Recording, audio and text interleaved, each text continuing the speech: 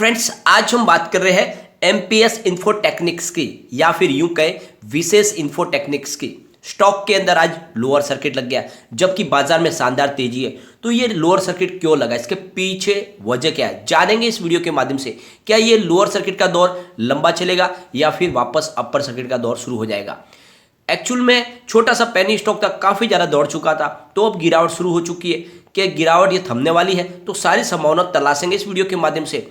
इन्होंने अपना क्वार्टर 3 का रिजल्ट भी पेश कर दिया है। छोटे से पेनी स्टॉक होने के बावजूद भी बहुत ही समय पहले इन्होंने अपना रिजल्ट भी पेश किया है। रिजल्ट के अंदर क्या पॉजिटिव बातें हैं, क्या वाकई में स्टॉक आगे जाके एक मल्टीबैगर बन सकता है, क्या ये 3 डिजिट में जाने के जैसा स्टॉक है, तो सारी संभावनाओं को तलाशेंगे इस वीडियो के माध्यम से। इसके फाइनेंशियल ट्रेंड भी चेक करेंगे, इसकी सेहत को देखेंगे, इसकी परफॉर्मेंस को देखेंगे, जिससे आपको भी समझ में आ जाएगा क्या इस स्टॉक में आपको निवेश करना चाहिए या फिर जल्द से जल्द इसमें से निकल जाना चाहिए। तो सारी संभावनाओं को तलाशेंगे इस वीडियो के माध्यम से। लेकिन फ्रेंड, उससे पहले अगर आप पहली बार हमारे चैनल पे आए तो चैनल को सब्सक्राइब कर दीजिए, एक बेल आइकन दबा दीजिए ताकि जब भी नया वीडियो बने पहला नोटिफिकेशन आपको मिले। वीडियो पसंद आए तो लाइक शेयर जरूर कीजिए। चलो फ्रेंड, वीडियो स्टार्ट करते हैं। मैं हूं आपका दोस्त एसबी दवे और हमारे अपने चैनल ऑनलाइन कमाई में आपका बहुत बहुत स्वागत है। सबसे पहले आज के कारोबार को डिस्कस कर लेते हैं। तो स्टॉक ओपन तो हुआ था 1.75 पर, लेकिन फिर यहाँ पे लग गया लोअर सर्किट 1.65 पर। अब यहाँ पे सबको चिंता हो रही है कि अब लोअर सर्किट का दौर कब खत्म होगा। तो ये जो लोअर सर्किट लगा, इसके पीछे सबसे बड़ी वजह है प्रॉफिट बुकिंग, जो मैंने आपको ऑलरेडी पहले भी कह दिया था। मेरे पेनी स्टॉक पे आप वीडियो जाके देख सकते हैं, जिसमें मैंने एमपीएस इन्फोटेक्निक्स ऑलरेडी पहले वीडियो बनाया। उसमें मैंने कहा था कि जल्द ही यहाँ पे लोअर सर्किट का दौर शुरू हो सकता है, क्योंकि लगातार स्टॉक बहुत ज़्यादा दौड़ा था।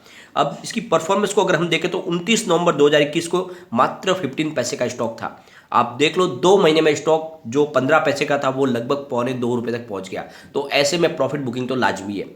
और इसकी परफॉर्मेंस को अगर देखें तो ऑलरेडी इसने 21 की हाई बनाई हुई है ईयर 2000 में। तो स्टॉक तो ऊपर तक जा सकता है, ये इसके अंदर पोटेंशियल है। लेकिन फिलहाल तो ये प्रॉफिट बुकिंग इस पे हावी हो चुकी है, तो अब ये लगातार थोड़े से लोअर सर्किट तो लगेंगे। तो यहाँ पे जो लोअर सर्किट खुलने की संभावना बन रही है वो कहाँ पे, वो आगे हम डिस्कस करेंगे। एक बार उसके वॉल्यूम को देख लेते हैं। बात अगर बीएससी की करें तो 20,36,000 हुआ है, लेकिन ये पूरा का पूरा डिलीवरी बेस ही वॉल्यूम है। इसके वॉल्यूम को अगर एनालिस करें तो पिछले 1 महीने पहले इसका 9 करोड़ का वॉल्यूम था, 1 वीक पहले 8 करोड़ का वॉल्यूम होता, और कल इसका 2 करोड़ का वॉल्यूम था, लेकिन आज 11 करोड़ रुपीज का वॉल्यूम हुआ। तो पूरे महीने में सबसे ज़्यादा वॉल्यूम हुआ। और ये जो वॉल्यूम हुआ है, इस भारी वॉल्यूम ने ही यहाँ पे लोअर सर्किट लगाया, क्योंकि लोगों ने अपने यहाँ पे प्रॉफिट बुक करने की कोशिश की। काफ़ी बड़ी तेजी बन चुकी थी। ऑलरेडी मैंने आपको कह दिया था कि अब जैसे ही इसकी प्राइस ₹1.5 के ऊपर पहुंच गई तो वहां से प्रॉफिट बुकिंग की संभावना तो बनने लगी थी, लेकिन फिर भी ये 1.25 तक गया। अब यहाँ पे प्रॉफिट बुकिंग लाजमी। आज बहुत ही भारी वॉल्यूम में कामकाज हो रहा है। पूरे बाजार में वॉल्यूम के मामले में नंबर 3 पे है स्टॉक। यहाँ पे सर्किट खुलने की संभावना बहुत कम है, और उसके पीछे वजह है बहुत भारी मात्रा में सेलर खड़े, करीब 17 करोड़ 29 लाख सेलर खड़े हैं माल बेचने के लिए। इसका मतलब फिलहाल कोई सर्किट खुलने की संभावना नहीं है। इसकी परफॉर्मेंस को अगर देखें तो 0.05 प्राइस थी इसकी, 52 वीक की ये लो है, यानी 5 पैसे का स्टॉक था 52 वीक के ऊपर। स्टॉक ने 1.75 बना दिया, बहुत ही जबरदस्त रिटर्न दिया लोगों को। एक्चुअली में इसने मालामाल किया। अब फिलहाल स्टॉक 1.65 पर आ चुका है। इसके रिटर्न को देखें तो पिछले 5 साल के हिसाब से इसने 560% का पॉजिटिव रिटर्न दिया है। 3 ईयर के हिसाब से 3200% का बम्पर पॉजिटिव रिटर्न दिया है। 3 मंथ के हिसाब से 725% का पॉजिटिव रिटर्न है। 1 मंथ के हिसाब से 135% का पॉजिटिव रिटर्न है। 1 डे के हिसाब से 2.94% की, यानी एक तरह से लोअर सर्किट लगा वो। तो आप देख लो कि काफ़ी ज़्यादा रिटर्न स्टॉक दे चुका था। अब यहाँ पे गिरावट होगी। कंपनी की बात करें तो विशेष इन्फोटेक्निक्स कंपनी, जिसको एमपीएस इन्फोटेक्निक्स भी कहते हैं, यह कंपनी टेलीकम्युनिकेशन सेक्टर के लिए बहुत सारे सॉफ्टवेयर प्रोवाइड करती है। हर तरह के उनके कारोबार में ये इनकी बहुत ज़्यादा जरूरत है। यानी आप चाहे तो मोबाइल टॉपअप हो, पोस्टपेड हो, मोबाइल बिल हो, लैंडलाइन बिल हो, हर तरह के डाटा के लिए ये सॉफ्टवेयर प्रोवाइड करती है कंपनी। यानी टेलीकम्युनिकेशन सेक्टर के लिए ये बहुत ही ज़रूरी कंपनी है। भले ही फिलहाल कंपनी थोड़ी लॉस में है, लेकिन आने वाले समय में जैसे ही 5G टेक्नोलॉजी अब आने वाली है, जैसे कि आज बजट में अनाउंसमेंट हो चुकी है कि इसी साल बजट में ये डिक्लेयर हो चुका है कि 5G टेक्नोलॉजी लॉन्च होगी। तो ऐसे में इस कंपनी का भविष्य बहुत ज़्यादा उज्जवल हो सकता है, क्योंकि टेलीकम्युनिकेशन सेक्टर में जो 5G टेक्नोलॉजी आएगी उसके लिए इसको बहुत ज़्यादा काम मिलने वाला। तो ऐसे में ये छोटा सा पेनी स्टॉक आगे जाके बड़ा मल्टीबैगर बन सकता है। कम समय में आपके निवेश को कई गुना बढ़ा सकता है। इन्होंने जो क्वार्टर 3 का जो रिजल्ट पेश किया उसमें टोटल इनकम 0.94 करोड़ रुपीज निकल कर आई है, जहां पे 596.43% की जबरदस्त जंप देखने को मिली हमें पिछले क्वार्टर से, यानी क्वार्टर 2 में इनकी इनकम टोटल 0.13 करोड़ रुपीज थी। तो जबरदस्त जंप है क्वार्टर ऑन क्वार्टर बेसिस पे। और ईयर ऑन ईयर बेसिस पे देखें तो करीब 933.89% का जबरदस्त जंप है। पिछले साल सेम क्वार्टर में इनकी टोटल इनकम 0.09 करोड़ रुपीज थी और कंपनी ने net profit after tax -0.43 crore rupees का बताया। तो आप देख लो ईयर ऑन ईयर बेसिस पे या क्वार्टर ऑन क्वार्टर बेसिस पे तो कंपनी के इनकम में बहुत ही बड़ा जंप लगा है और ये इशारा है कि ये स्टॉक कमाल कर सकता है। फिलहाल थोड़ा सा कंपनी को लॉस है। यहाँ पे प्रमोटर होल्डिंग देखें तो 31.77% की होल्डिंग जून में थी, सितंबर में 22.48 हुई, फिलहाल दिसंबर में 20.39 हुई। तो प्रमोटर ने अपनी होल्डिंग कुछ कम की है, जो इसके लिए एक बहुत बड़ा माइनस पॉइंट है। यहाँ पे इनके गिरवी शेयर भी है, जैसे 65.42% की होल्डिंग जून में थी, सितंबर में 51.12 हुई, फिलहाल दिसंबर में 46.13% की इनकी शेयर होल्डिंग गिरवी रखी हुई है। यहाँ पे दूसरे किसी ने भी निवेश नहीं किया और सिर्फ जनरल पब्लिक है जो थोड़ी सी यहाँ पे हमें रिस्क की तरफ लेके जा रहा है। स्टॉक की थोड़ा रिस्की लगता है क्योंकि छोटा पैरी स्टॉक है, दूसरे इस पर कोई भरोसा जल्दी नहीं कर रहे। अदर्स की बात करें तो 68.23% की होल्डिंग जून में थी, 77.52 हुई सितंबर में, फिलहाल 79.61% की होल्डिंग है। तो जनरल पब्लिक की होल्डिंग बड़ी है। एक बार इसके अगर फंडामेंटल हम चेक करें तो अर्निंग पर शेयर EPS इसका -0.01 है, बुक वैल्यू पर शेयर 1.14 का है, प्राइस बुक MRQ इसका 0.52 है, प्राइस अर्निंग TTM इसका -359.47 है, ROC इसका -1.07 है, PAT मार्जिन 1307.98 माइनस में है और फेस वैल्यू 1 रुपीज़ है। तो फंडामेंटल में कोई खास बात दिखाई नहीं दे रही है।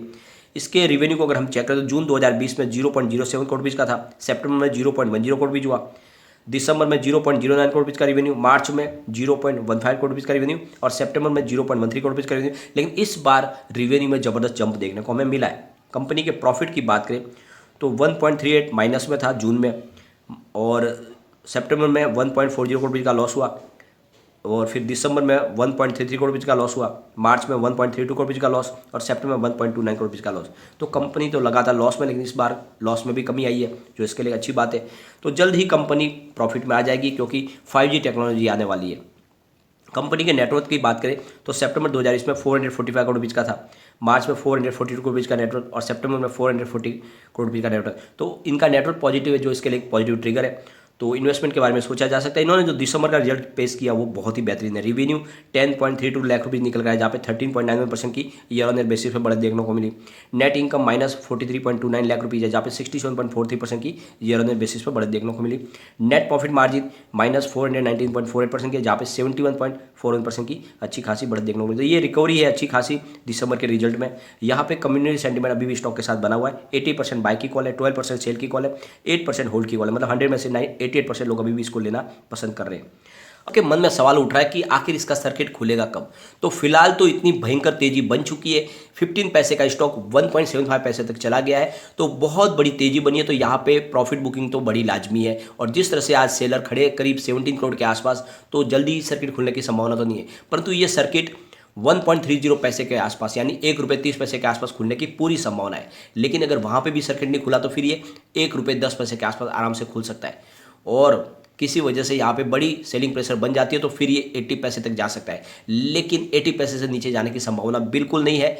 आप ये ध्यान में रख लो कि मुझे लग रहा है कि करीब ₹1.30 के आसपास इसका सर्किट खुल जाएगा, तो थोड़ा धैर्य के साथ बने रहे। लेकिन अभी भी अगर आपको अच्छा खासा प्रॉफिट मिल रहा है और अगर आपको मौका भी ले तो पहले प्रॉफिट बुक कर ले, क्योंकि गिरावट अभी इसमें बाकी है। क्योंकि ये मैंने आपको पहले ही वार्न कर दिया था कि जल्द यहाँ पे लोअर सर्किट का दौर शुरू हो सकता है।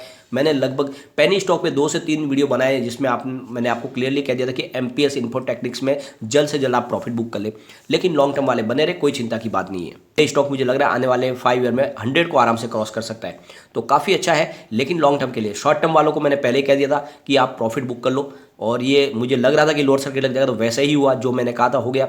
अब लोअर सर्किट तो लगना ही था, काफ़ी बड़ी तेजी बनी थी, लेकिन जल्द ही ये लोअर सर्किट का दौर भी खत्म हो जाएगा, फिर से तेजी शुरू हो जाएगी। तो कोई चिंता की बात नहीं, जैसे ही मौका मिले एक बार आप प्रॉफिट बुक कर ले अगर आपने निचले लेवल से खरीदारी की है तो। लेकिन फिर जल्दी इसमें वापस आप एंट्री भी कर सकते हैं क्योंकि ये लॉन्ग टर्म के लिए बहुत ही अच्छा स्टॉक है, तो निवेश बनाए रखें। लेकिन फ्रेंड, कोई भी इन्वेस्टमेंट करने से पहले अपने फाइनेंशियल एडवाइजर से एडवाइस ले ले या अपना खुद का रिसर्च करें, क्योंकि मैंने वीडियो आपके एजुकेशनल पर्पज के लिए ही बनाया। वीडियो पसंद आए तो लाइक शेयर जरूर कीजिए और चैनल को सब्सक्राइब कर दीजिए। Thank you friend.